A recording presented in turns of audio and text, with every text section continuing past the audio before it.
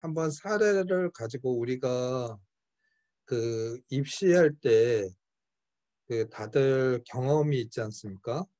아, 그래서 그 여러분이 그 배운 거를 기본으로 해서 한번 그 루펜스의 구도 분석에 대해서 설명을 하겠습니다.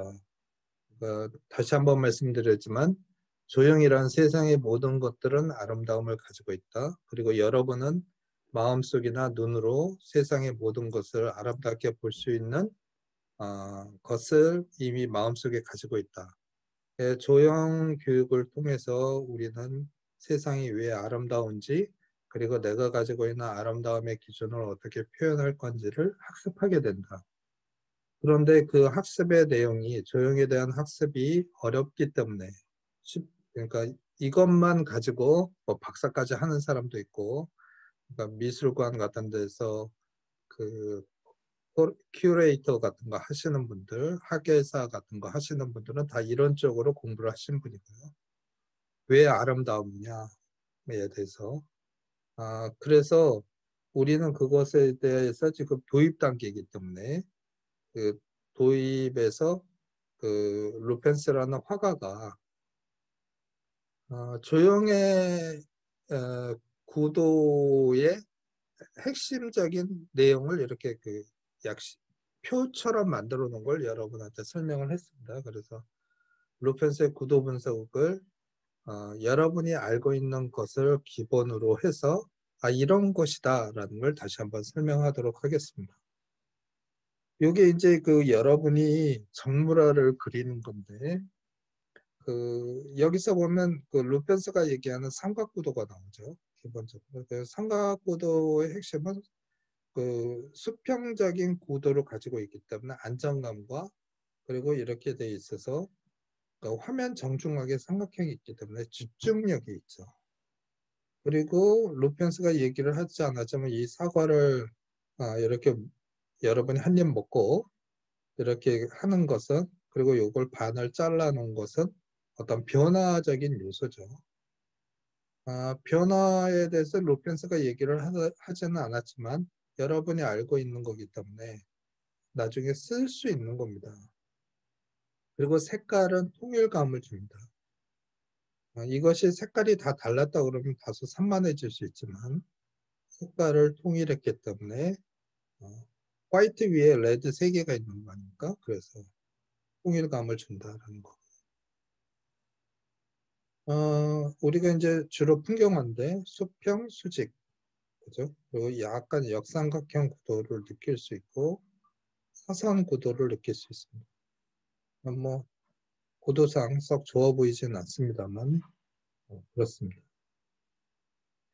얘 같은 경우는 이제 사선 구도죠. 사선 구도는 어떤 운동감을 준다라는 거고 화면에서 이 파가 수평으로 이렇게 돼 있을 때는 우리가 안정감을 주죠. 왜 안정감을 주느냐면 수평구도니까 안정감을 주는 거죠. 지구처럼. 그런데 얘는 특히 녹색으로 통일돼 있지 않습니까? 똑같은 재료가 반복돼 있기 때문에 똑같은 재료가 반복되면서 우리가 이렇게 봤을 때 녹색으로 하나로 보이기 때문에 더 안정감을 줄 것입니다. 그런데 얘를 약간 사선으로 놓으면서 어떤 변화와 운동감을 줘요. 하나의 선처럼 보이게 하는 그런 것입니다. 이제 여러분이 보시면 이거를 딱 보면 뭐가 느껴질까요? 어떤 학생은 수평감이 느껴진다고 얘기할 수도 있고 어떤 학생은 여기 소실이 보이지 않습니까? 여기에 1.2C의 소실이 그래서 그 사선구도가 느껴진다. 한쪽으로 치우친 사선구도가 느껴진다. 그리고 약간 이거 호선구도다라고 얘기하는 학생도 있을 수 있습니다. 근경, 중경, 원경. 이 얘기도 꼭 여러분한테 말씀을 드리겠습니다. 여러분은 이미 미술 교육을 받았고 그 다음에 여러분 안에서 세상에 대한 아름다움을 보는 능력을 이미 가지고 능력이라기보다 그런 강점을 가지고 있죠. 그래서 여러분이 어떤 대상을 딱 봤을 때 느끼는 느낌이 굉장히 중요합니다. 이건 나중에 디자인을 할 때도 굉장히 중요한 건데 디자인에 있어서 두 가지의 접근법이 있는데 직관적 접근 방법과 객관적 접근 방법이 있습니다. 직관성이란 내가 느끼는 영감을 중심으로 하는 거고 하나는 서베이나 리서치를 통해서 뭐 조형이라면 아름다움의 요소들을 잘 구성해서 진행하는 방법이 있겠죠.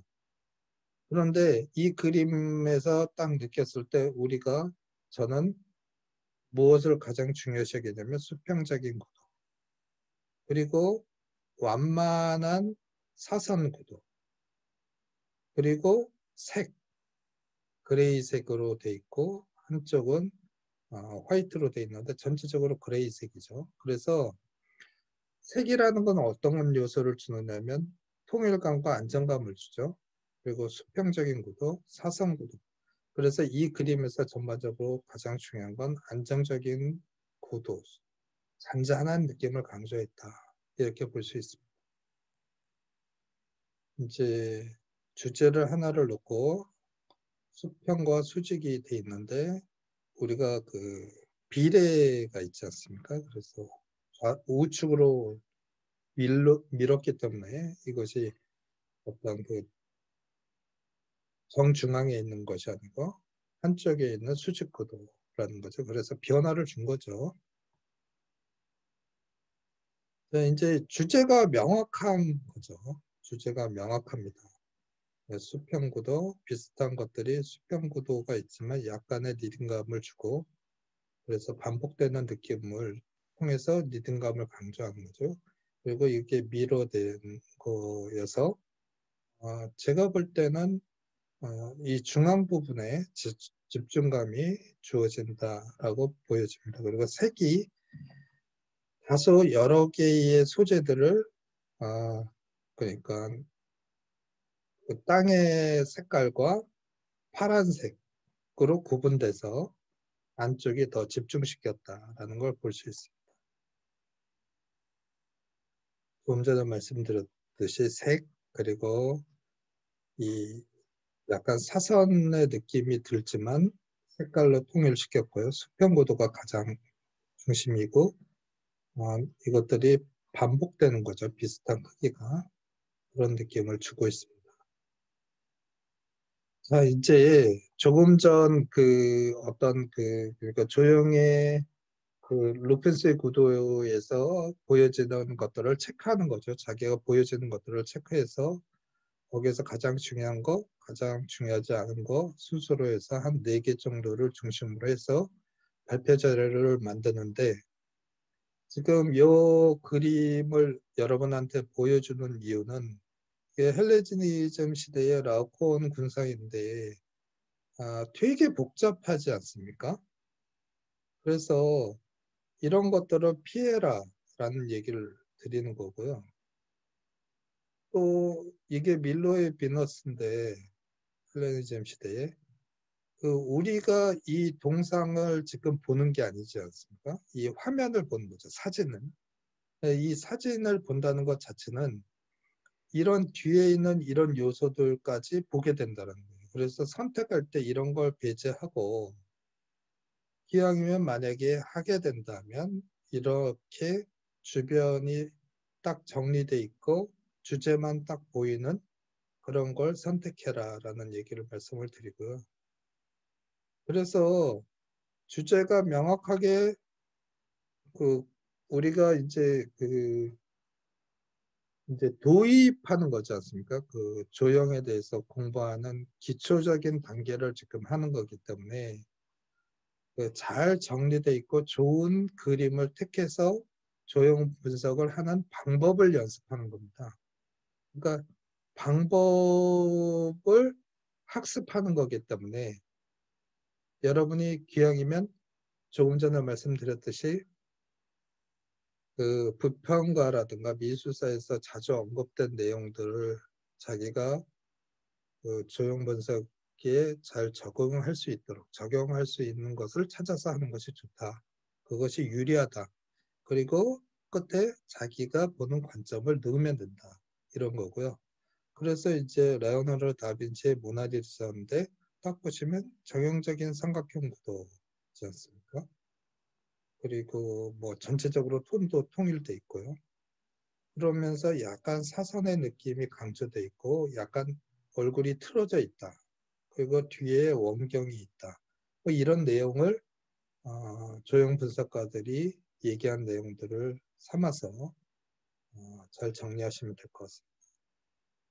그리고 보시면 이제 레오나르도 다빈치의 최후의 만찬인데 이 구도에 있어서 자주 언급되는 대표적인 겁니다. 그래서 이게 이제 레오나르도 다빈치가 르네상스 시대고 조금 전에도 말씀드렸지만은 그 원근법이 체계화되어 있다라는 거고, 그래서 수평 구도에 의해서 이열 배열이죠. 정확하게 의자, 책상, 그 다음에 사람들, 그리고 비슷한 것들의 반복, 구도적인 측면에서, 그리고 집중감. 대각선 구도가 집중감과 원근법을 준다고 그랬잖아요. 그래서 예수님이 정중앙에 계시기 때문에 그 어떤 주제에 대한 집중감을 주고 있죠. 그래서 색깔도 전체적으로 갈색 톤이고요. 그래서 지금 여기서 보여지는 건 수평 구도, 그 다음에 대각선 구도, 그 다음에 전체적인 컬러의 통일성, 그 다음에 비슷한 크기의 반복과 리듬감. 근데 그것이 이렇게 세 개, 세 개, 세 개, 세 개 이렇게 돼 있어서 어떤 비례 이런 것들을 지켰다라는 겁니다. 그런 것들을 찾아서 좀 더 구체적으로 하시고요. 제가 이 그림을 여러분한테 제시한 이유는 뭘까요? 이게 인상주의의 모네의 대표적인 초기 인상주의의 헤르지인데 우리가 지금 공부하는 거랑 전혀 다른 얘기입니다. 그러니까 가끔 학생들이 인상주의 그림이 좋다고 해서 이렇게 제시를 하는데 얘는 사실 정상적인 구도가 아니잖아요.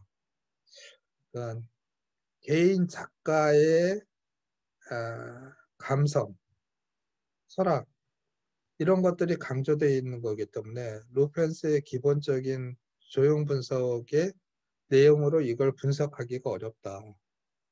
굉장히 그 주관적인 거잖아요. 인상주의가 원래 주관적이죠. 그래서 이런 그림을 택하는 것보단 사실주의 보면 이제 뭐 밀레의 이삭축기인데 사실주의라고 얘기를 하는데 자연주의라고도 하고, 그러니까 뭐 이렇게 수직해서 삼각구도 같은 느낌과 수평선, 전체적인 갈색 이런 명확한 걸 찾아서 공부하는 게 나을 거라고 생각을 합니다.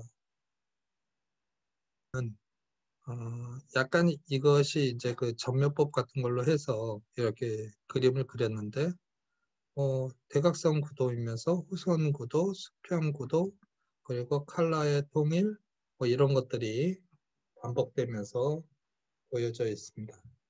그래서 뭐 근데 저 같으면 여기서 하나 팁을 드리는데요. 이 그림을 딱 자기가 좋다고 선정을 했어요. 그래서 인터넷을 서양난을 치는 겁니다. 서영란 작가에 대한 스토리가 많이 나오고 이 그림에 대한 분석 내용들이 쓸만한 것들이 두세 개가 나온다고 한다면 그것을 가지고 보고서를 만들 수 있죠. 근데 그림만 딱 나오고 뭐 비평이라든가 이 사람의 어떤 소개라든가 이런 내용들이 거의 없으면 여러분이 이 사람을 통해서 인터뷰를 할 수가 없잖아요. 그렇기 때문에 그런 과정을 거쳐서 좋은 보고서, 레포트, 다시 말씀드리지만 우리가 보고서, 여러분이 대학을 다니면서 레포트를 하라는 거를 내는 것은 대부분 인터넷 조사나 저희 같은 경우 옛날에 책 같은 걸 가지고 조사를 했겠지만 여러분은 대부분 인터넷을 통해서 검색을 통해서 조사를 하실 겁니다. 그 상태 내에서 좋은 자료를 가지고 한 60% 내지 70% 이상의 자료를 만들어서 그것을 정리하는 겁니다. 제가 조금 전에 말씀드렸듯이 우선순위대로 한 4가지, 5가지의 조형의 로펜스의 구도 분석을 중심으로 해서 자료를 만든 다음에 그거를 보고서를 작성하고 그 밑에 자기가 느낀 점이라든가 작가와 그 분석된 내용과 자기가 공감되는 부분을 중심으로 해서 자기의 주장을 하는 거죠. 이것이 보고서의 작성 요령입니다. 레포트는 자기의 주장이라기보단 그 작품에 분석된 내용을 발췌해서 자기가 학습하고 이해하고 그럼으로써 그 이해된 상태 내에서 자기의 생각과 분석된 내용이 통일성이 있는 부분에 대해서 자기 주장을 하는 겁니다. 여러분이 이해하셨길 바라고요. 그러면 여러분